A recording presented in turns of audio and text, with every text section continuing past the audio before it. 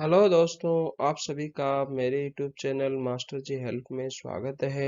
आपने अभी तक मेरे यूट्यूब चैनल को सब्सक्राइब नहीं किया है तो प्लीज़ चैनल को सब्सक्राइब कर लें और बेल आइकन के बटन पर क्लिक करके ऑल नोटिफिकेशन को ऑन कर लें, जिससे मेरे चैनल से जुड़ी हुई लेटेस्ट अपडेट आपको तुरंत प्राप्त हो सके। वीडियो को शुरू से लेकर अंत तक जरूर देखें। वीडियो अच्छी लगे तो वीडियो को लाइक और शेयर करना ना भूलें। यहाँ पर आपको शिक्षा मनोविज्ञान से जुड़े हुए बहुत ही महत्वपूर्ण प्रश्न दिए गए हैं। चलिए दोस्तों, क्वेश्चन की तरफ चलते हैं। Question number 1। गिलफोर्ड ने संवेगों की श्रेणियां बताई है।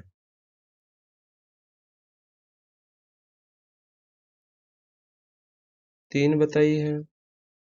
गिलफोर्ड ने संवेगों की श्रेणियां तीन बताई है।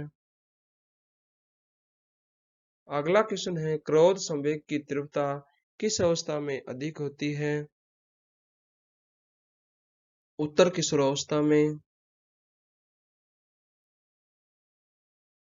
उत्तर किशोरावस्था में क्रोध संवेग की तीव्रता अधिक होती है। अगला क्वेश्चन है, कौन सा संवेग का लक्ष्य नहीं है?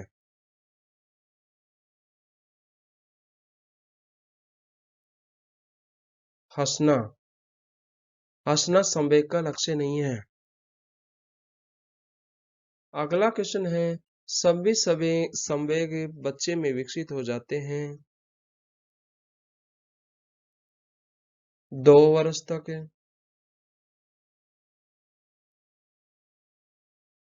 एक बालक में 2 वर्ष की अवस्था तक सभी संवेग विकसित हो जाते हैं।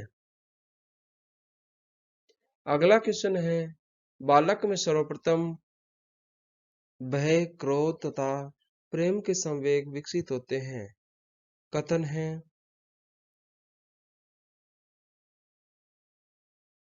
वाटसन का कथन है। वाटसन का कथन है कि बालक में सर्वप्रथम भय, क्रोध तथा प्रेम के संवेग विकसित होते हैं। अगला क्वेश्चन है, संवेगों की छिपाने या छद्म रूप से अभिव्यक्त करने की प्रवृत्ति विकसित होती है किशोरावस्था में। किशोरावस्था में संवेगों की छिपाने या छद्म रूप से अभिव्यक्त करने की प्रवृत्ति विकसित हो जाती है। अगला क्वेश्चन है, व्यक्तिगत विकास सिर, हृदय और हाथ के द्वारा होता है। यह तर्क किस शिक्षा दार्शनिक का है? पेस्टोलॉजी का। पेस्टोलॉजी का तर्क है कि व्यक्तिगत विकास सिर, हृदय और हाथ के द्वारा होता है। अगला क्वेश्चन है, निम्न में से कौन सी अवस्था चरम अवस्था कही जाती है? किशोरावस्था।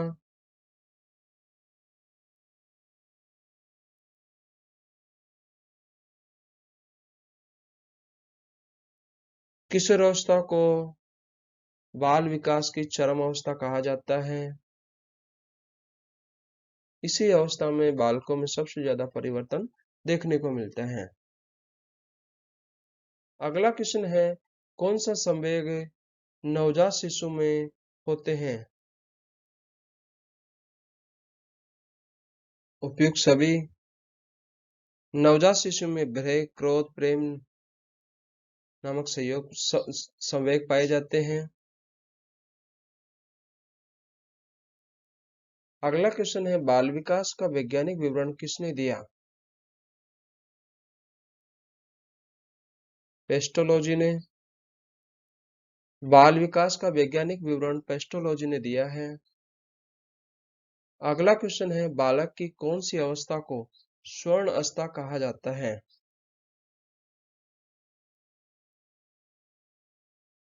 किशोरावस्था को। किशोरावस्था को बालक की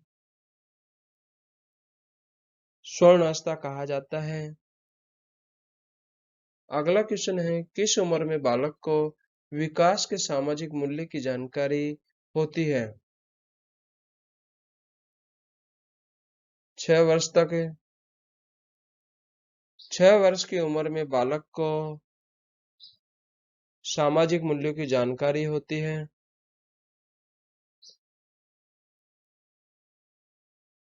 सॉरी, 6 वर्ष की उम्र में बालक को विकास के सामाजिक मूल्यों की जानकारी होने लगती है। अगला क्वेश्चन है, एक बालक की वास्तविक आयु 15 वर्ष है तथा मानसिक आयु 21 वर्ष है, तो उसकी बुद्धि लब्धि होगी 140 होगी। एक बालक की वास्तविक आयु 15 वर्ष तथा मानसिक आयु 21 वर्ष है, तो उसकी बुद्धि लब्धि 140 होगी। अगला क्वेश्चन है, एक व्यक्ति जिसका आईक्यू बुद्धि लब्धि 60 है, उसे किस श्रेणी में रखेंगे?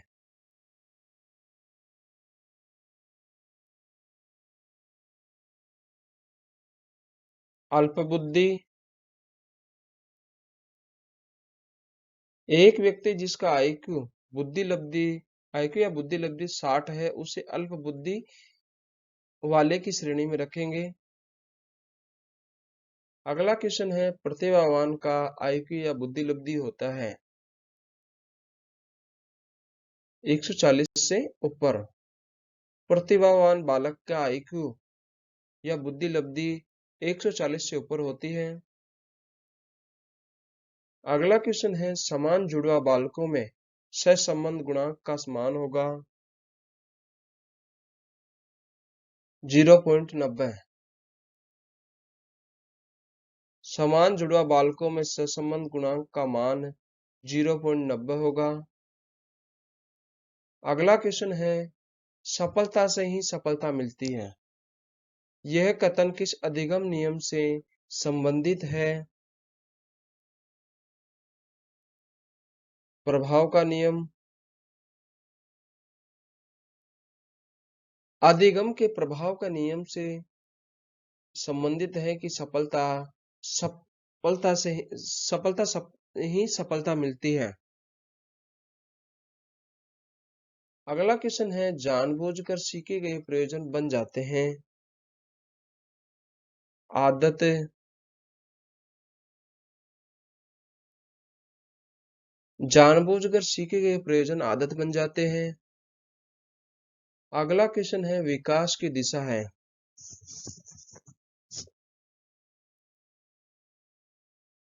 विकास सिर से पैर की ओर तथा समीप से दूर की ओर।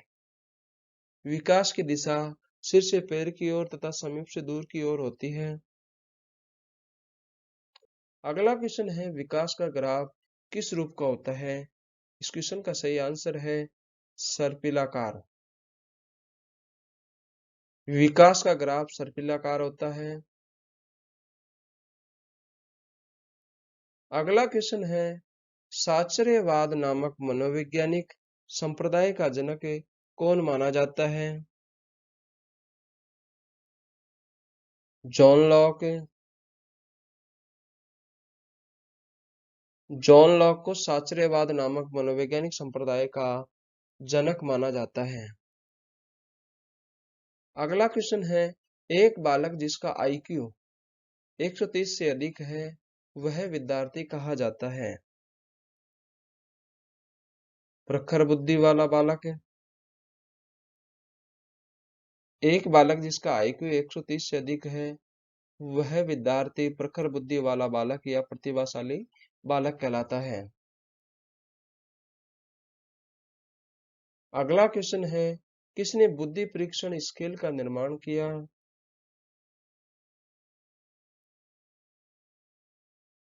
दोनों ने। इसका आंसर होगा दोनों होगा, विनय और साइमन दोनों होंगे। विनय और साइमन ने बुद्धि परीक्षण स्केल का निर्माण किया। अगला क्वेश्चन है, किस मनोवैज्ञानिक ने विनय साइमन के परीक्षण स्केल को स्टैनफोर्ड विनय स्कूल में रूपांतरित किया?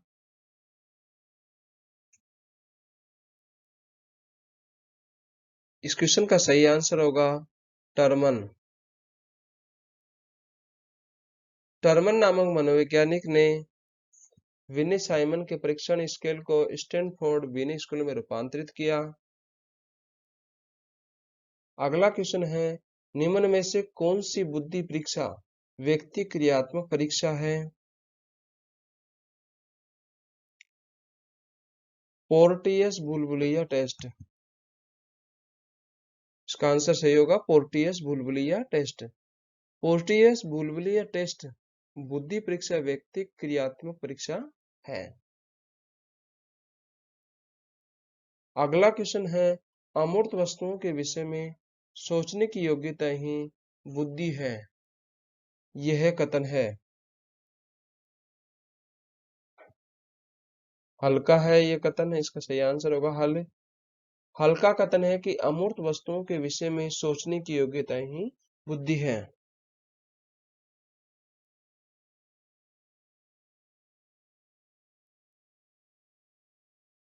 अगला क्वेश्चन है, परीक्षण की दृष्टि से रोरसा का स्याही के धब्बों वाला परीक्षण है।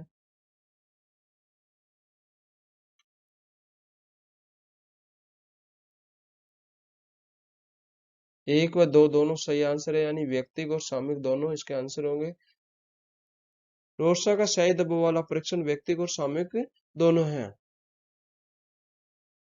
अगला क्वेश्चन है, अंत चेतना बोधन परीक्षण को प्रकाशित किया।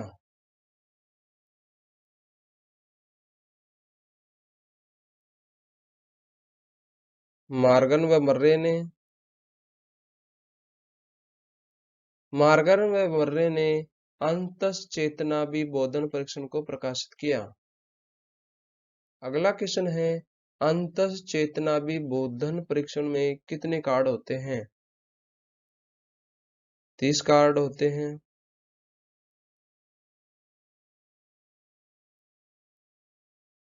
अगला क्वेश्चन है, जालोटा ने परीक्षण किया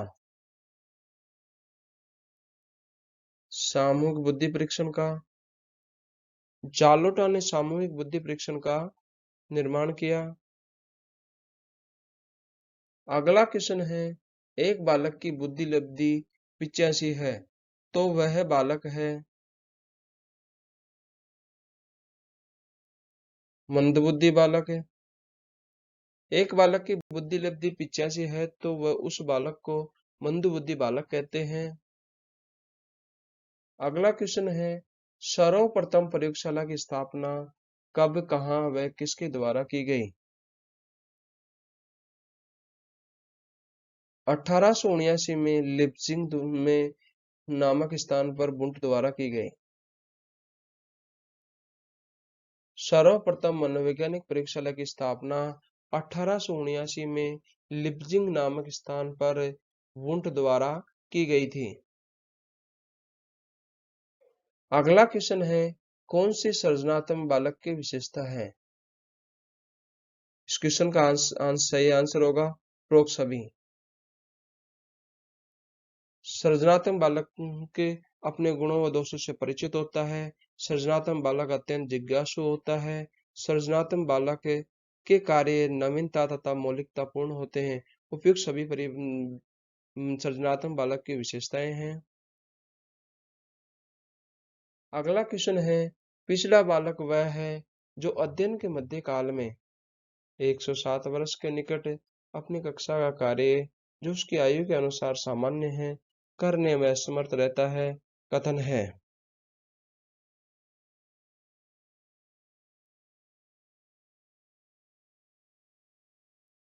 बरट का कथन है। बरट का कथन है कि पिछड़ा बालक वह है जो अध्ययन के मध्य काल में यानी 107 वर्ष के निकट अपनी कक्षा सॉरी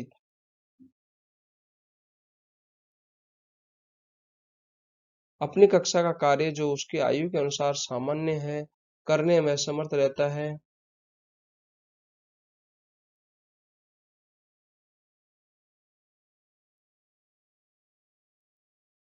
अगला क्वेश्चन है, व्यक्ति इतिहास विधि का प्रयोग किया जाता है।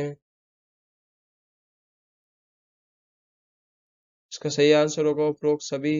व्यक्ति इतिहास विधि का प्रयोग समस्यात्मक बच्चों पर, मानसिक रूप से विकलांग बच्चों पर, विशिष्ट बच्चों पर किया जाता है। अगला क्वेश्चन है, एक समूह के सदस्यों में समूह के औसत से मानसिक या शारीरिक विशेषताओं में भिन्नता या विचलन व्यक्तिगत विभिन्नताएं हैं, यह कथन है।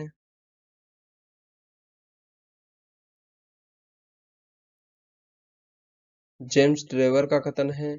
जेम्स ट्रेवर का कथन है कि एक समूह के सदस्यों में समूह के औसत से मानसिक या शारीरिक विशेषताओं में भिन्नता या विचलन व्यक्तिगत विभिन्नताएं हैं। अगला क्वेश्चन है, व्यक्तिगत विभिन्नताओं के विषय में सर्वप्रथम अध्ययन करने वाला मनोवैज्ञानिक था। गाल्टन था। व्यक्तिगत विभिन्नताओं के विषय में सर्वप्रथम अध्ययन करने वाला मनोवैज्ञानिक गाल्टन था। अगला क्वेश्चन है, एक व्यक्ति लकड़ी से मनचाही कलात्मक वस्तु बना सकता है। चित्रकार मनचाहे रंगों से चित्र की सजीवता प्रकट कर सकता है। इसी प्रकार मूर्तिकार एवं वास्तुविद भी अपनी अपनी कलाओं की छाप छोड़ते हैं। यही तो सृजनात्मकता है। उपरोक्त कथन है।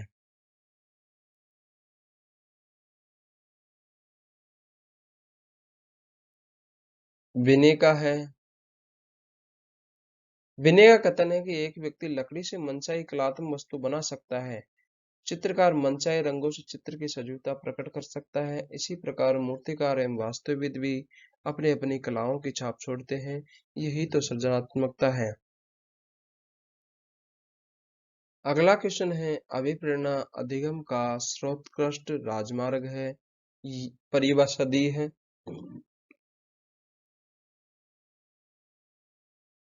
सही आंसर है स्किनर।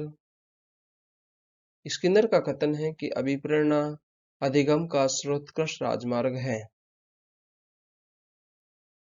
अगला क्वेश्चन है, अभिप्रेरणा कोई विशेष आंतरिक कारक या दशा है जिसमें क्रिया को आरंभ करने तथा उसे सतत बनाए रखने की प्रवृत्ति होती है। परिभाषा दी है। ये परिभाषा गिलफोर्ड ने दी है। गिलफोर्ड की परिभाषा कथन है कि अभिप्रेरणा कोई विशेष आंतरिक कारक या दशा है जिसमें क्रिया को आरंभ करने तथा उसे सतत बनाए रखने की प्रवृत्ति होती है। अगला क्वेश्चन है, सीखने का हृदय सीखने का स्वर्ण पथ कहा गया है। अभिप्रेरणा को अभिप्रेरणा को सीखने का हृदय सीखने का स्वर्ण पथ कहा गया है। अगला क्वेश्चन है, कोई अरुचिकर कार्य को कराने के लिए अध्यापक किस तरह से छात्रों को प्रेरित कर सकता है। इस क्वेश्चन का सही आंसर है समय समय पर प्रगति से अवगत कराकर।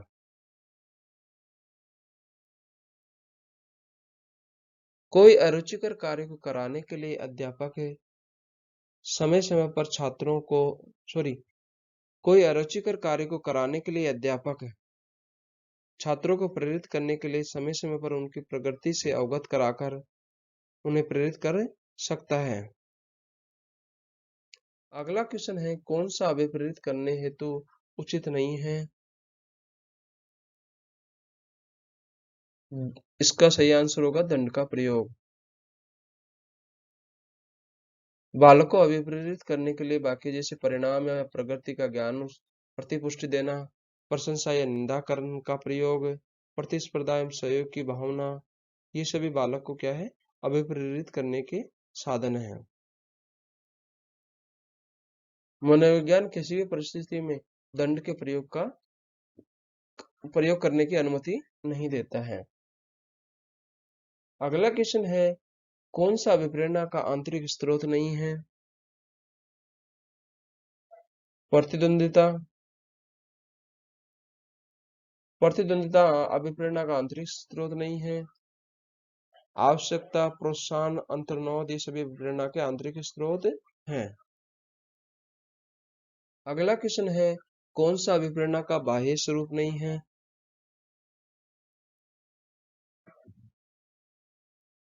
आवश्यकताएं, प्रशंसा, पुरस्कार, निंदा, ये सभी अभिप्रेरणा के बाह्य स्वरूप हैं। अगला क्वेश्चन है, थॉमसन ने अभिप्रेरणा के स्रोतों को कितने वर्गों में रखा है। 2 वर्गों में। थॉमसन ने अभिप्रेरणा के स्रोतों को 2 वर्गों में रखा है। अगला क्वेश्चन है, स्वाभाविक, आंतरिक, प्राकृतिक प्रेरक हैं। अनुकरण,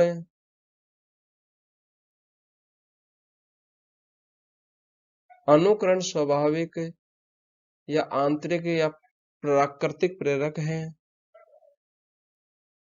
अगला क्वेश्चन है, अधिगम का मुख्य चालक है। अभिप्रेरणा सही आंसर है। अधिगम का मुख्य चालक अभिप्रेरणा है। अगला क्वेश्चन है, अधिगम की सफलता का मुख्य आधार है।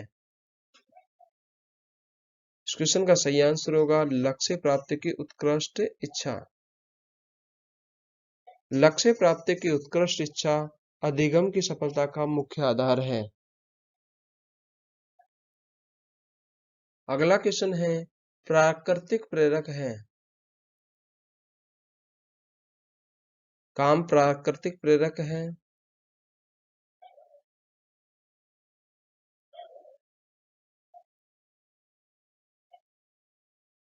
दोस्तों, आपने अभी तक मेरे YouTube चैनल को सब्सक्राइब नहीं किया है तो प्लीज चैनल को सब्सक्राइब कर लें, और वीडियो आपको अच्छी लगी है तो वीडियो को आप लाइक और शेयर करना ना भूलें। वीडियो को शुरू से लेकर अंत तक देखने के लिए आपका बहुत बहुत धन्यवाद।